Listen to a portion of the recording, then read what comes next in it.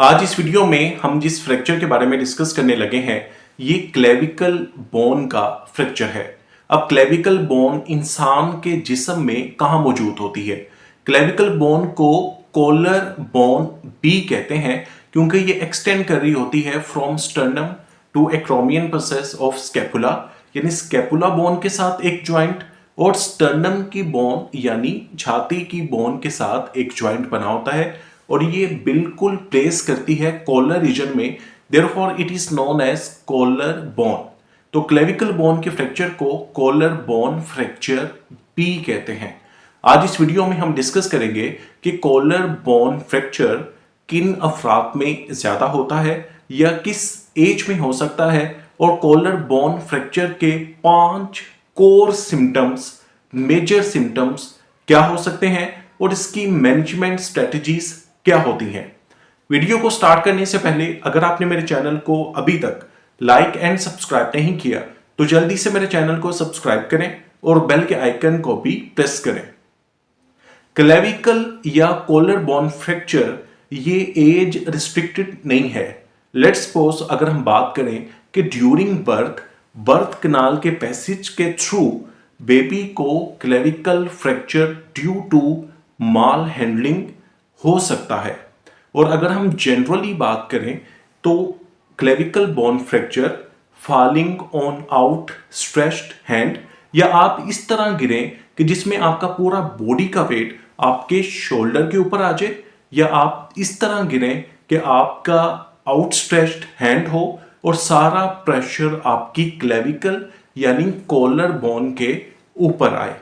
ये as limited restricted नहीं है, किसी भी एज में हो सकता है, स्पेसिफिकली बाइक यूजर्स में due to history of accident and direct blow to the bone. अब ये रेयर होता है और 5% केसेस में जो फ्रैक्चर है वो क्लेविकल बोन का फ्रैक्चर होता है। क्लेविकल बोन की जो शाफ्ट है मिड पोर्शन, ये ब्रेक होने के ज्यादा चांसेस होते हैं as compare to the sternoclavicular और एक्रोमियोक्लेविकुलर ज्वाइंट, बट स्टर्नोक्लेविकुलर और एक्रोमियोक्लेविकुलर ज्वाइंट के भी मुतासिर या अफेक्ट होने के चांसेस होते हैं। But in most of the cases clavicle bone की जो शाफ्ट है मिडल पोर्शन वो फ्रैक्चर होता है। अब हम डिस्कस करते हैं कि इसके 5 कोर सिम्टम्स क्या होते हैं। Number 1, sagging downward and forward, यानी वीकनेस हो जाती है और जो एक प्रोमिनेंस बनती है, एक जो पैटर्न बनता है वो downward and forward shoulder drop हो जाता है। नंबर 2, जब आप अफेक्टेड साइड, लेट्स सपोज हमारी कॉलर बोन फ्रैक्चर है और हम इस शोल्डर पे मूवमेंट करने जाएंगे तो मूवमेंट रिस्ट्रिक्टेड होगी, लिमिटेड होगी ड्यू टू पेन। नंबर 3, आपको ग्राइंडिंग यानी आपको एक प्रॉपर साउंड महसूस होगी जब आप मूवमेंट करने जाएंगे। एंड नंबर 4, आपको बम्प यानी उभार भी फील हो सकता है। अगर क्लेविकल बोन का फ्रैक्चर और फ्रैक्चर डिसलोकेशन होता है तो उस एरिया पे आपको बम्प भी फील हो सकता है।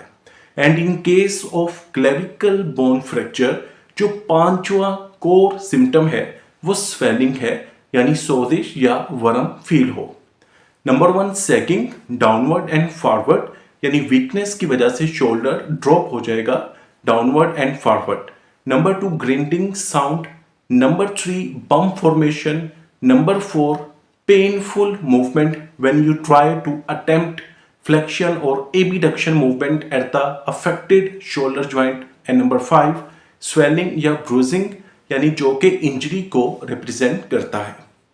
इन केस ऑफ क्लेविकल या कॉलर बोन फ्रैक्चर जो इनिशियल मैनेजमेंट होती है, and in most of the cases orthopaedic surgeon जो कि इस कंडीशन में फर्स्ट कॉन्टैक्ट प्रैक्टिशनर है वो कंजर्वेटिव मैनेजमेंट करते हैं और स्लिंग अप्लाई कर देते हैं ताकि ये इमोबिलाइज हो और कोई भी मूवमेंट या जर्क, सडन जर्क पेनफुल ना हो और पेशेंट का जो बोन का हीलिंग प्रोसेस है वो मुतासिर ना हो।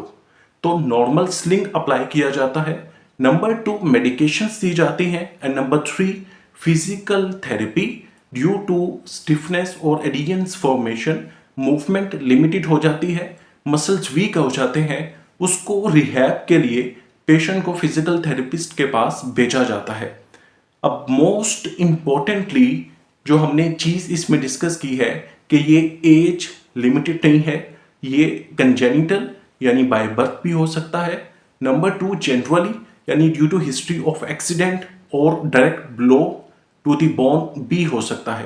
5 कोर सिम्टम्स डिस्कस किए हैं और इसमें इनिशियल मैनेजमेंट क्या ऑर्थोपेडिक सर्जन देता है, वो नॉर्मल स्लिंग अप्लाई करेगा, देन मेडिकेशन एंड देन आपको फिजिकल थेरेपी रिहेबिलिटेशन फेज में एंटर करवाएगा सो दैट आपकी मूवमेंट रिकवर हो सके, जो मूवमेंट लॉस हुई है, और एडहेरेंस ब्रेक हो सके ताकि आप freely activities of daily life perform कर सकें।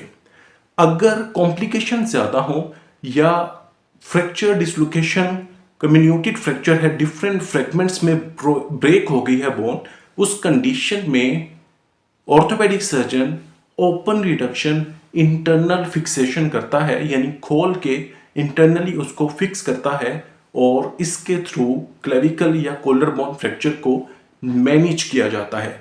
बट हमारा इस वीडियो में डिस्कस करने के जो मकसद है वो 5 सिम्टम्स जो क्लेविकल बोन फ्रैक्चर के केस में अपीयर होते हैं। नंबर 1 जो डिस्कस किया था वो sagging downward and forward, number 2 grinding sound, number 3 painful movement, number 4 formation of bump over the affected side, and number 5 swelling or bruising. If you find this video informative, मेरे channel को subscribe करें और bell के icon को भी press करें।